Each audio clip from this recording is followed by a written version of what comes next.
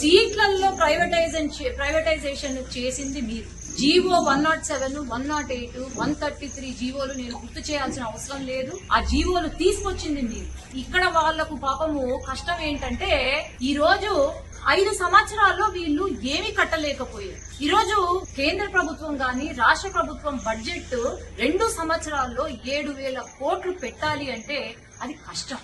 అందుకు PPP public private partnership కింద ఈరోజు ఉత్తరప్రదేశ్ కానివ్వండి దాదాపు 12 మెడికల్ కాలేజీలు పీపీపీ కింద ఉన్నాయి. లేదంటే కర్ణాటక కానివ్వండి, ఈ మెడికల్ కాలేజెస్ అన్ని కూడా వరల్డ్స్ బెస్ట్ మెడికల్ కాలేజెస్ గా కాంపిటీషన్ కూడా పెరిగి అక్కడ బెస్ట్ మెడికల్ కాలేజెస్ గా పేర్కొంది.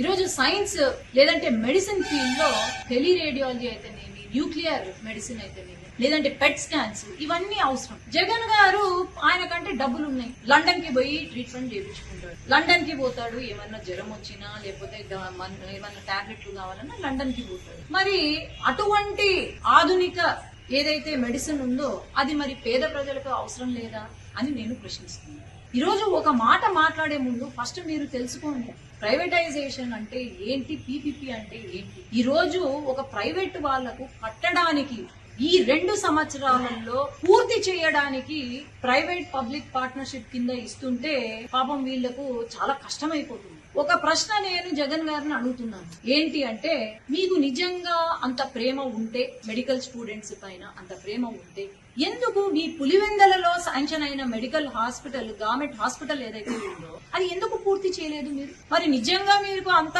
క్రమశిక్షణ లేకపోతే అంత ప్రేమ ఉంటే పూర్తి చేసి ఉండాల్సింది. ఆ రోజు ఎన్ఎంసీ వాళ్ళు ఎందుకు మరి పర్మిషన్ ఇవ్వలేదు మొదలు పెట్టడానికి? ఎందుకు అంటే పూర్తి కాలేదు, 30% కూడా పూర్తి కాలేదు అని రిపోర్ట్ ఇచ్చింది.